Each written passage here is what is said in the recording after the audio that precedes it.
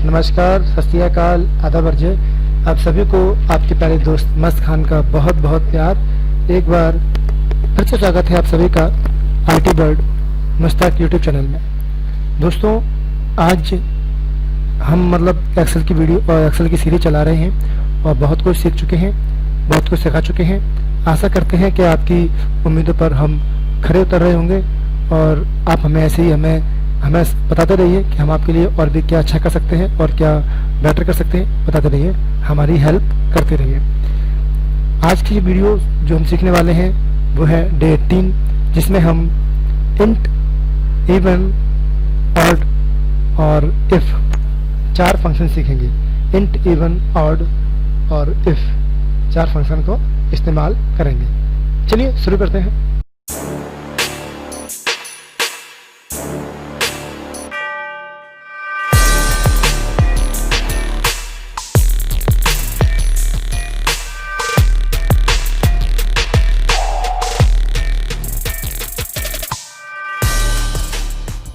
ये मैंने Excel open किया है, जहां मैं आपको ये 4 फंक्शन सिखाने की कोशिश करूंगा। ठीक है। इंट मतलब होता है इंटीजर। ये फंक्शन किसी भी डेसिमल नंबर को इंटीजर में कन्वर्ट कर देता है।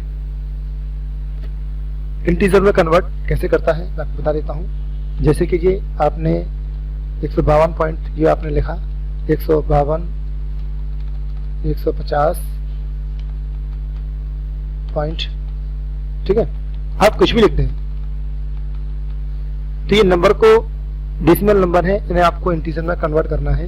तो आप बराबर इंट लिखेंगे और उस सेल पर क्लिक कर देंगे और ब्रैकेट को बंद कर देंगे।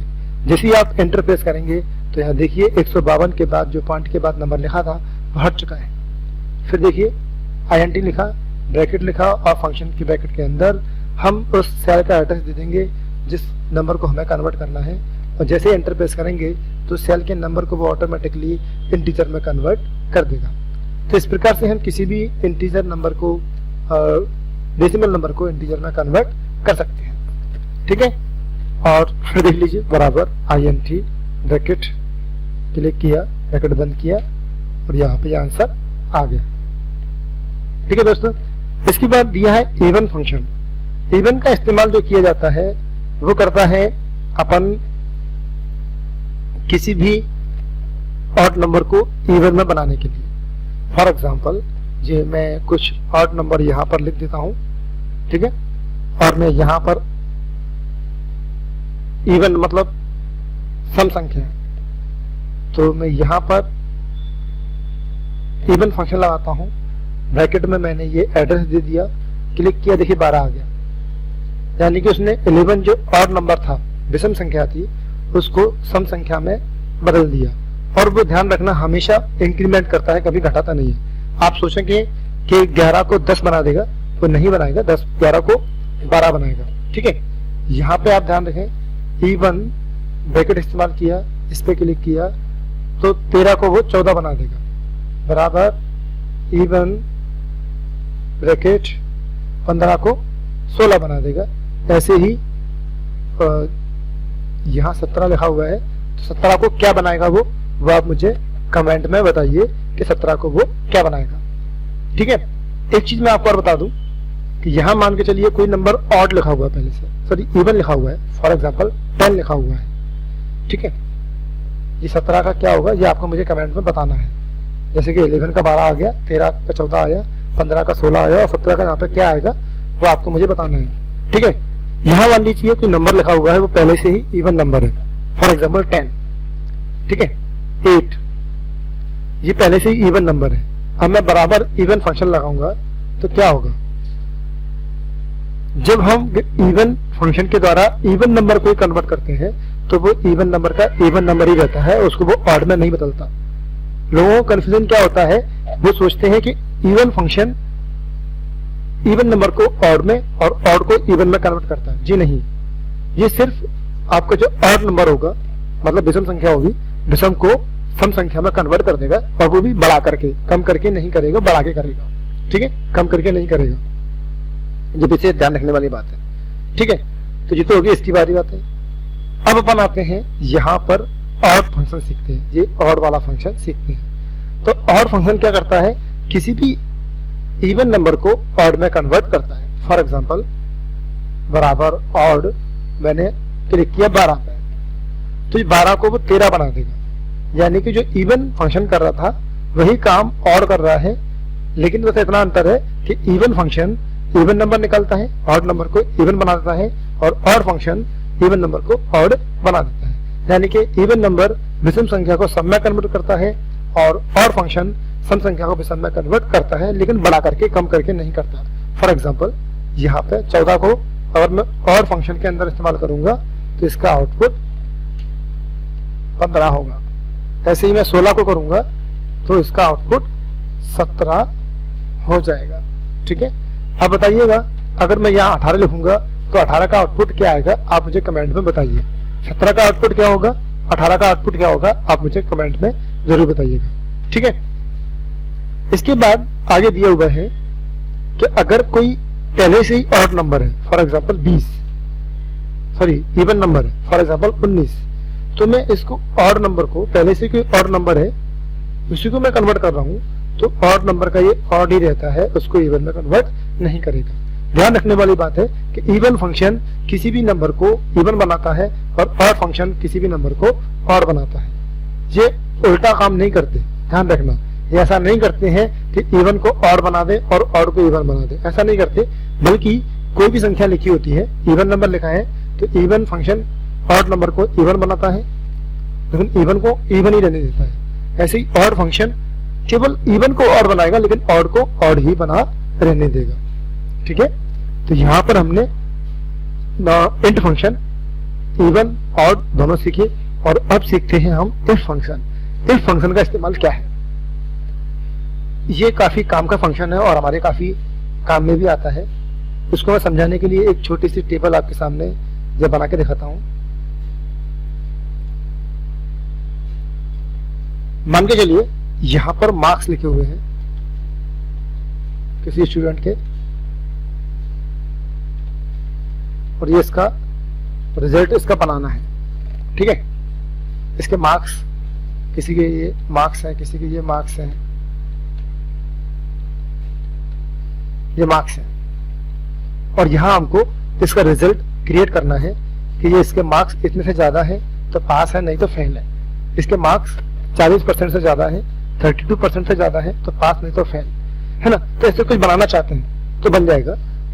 मान के चलिए हमारे पास एक कंडीशन है कि जिसके मार्क्स 40 नंबर से ज्यादा है वो पास है, नहीं तो फेल है। तो हम यहाँ पर बराबर लिखेंगे और इफ लगाएंगे, और इफ के लिए अब देखिए यहाँ दिखा रहा है लॉजिकल टेस्ट और वैल्यू ट्रू और वैल्यू फॉल्स, यानी कि इफ फंक्शन जो होता है वो ट्रू मिलने पर अलग आपको आउटपुट देगा और कंडीशन फॉल्स मिलने पर अलग आउटपुट देगा।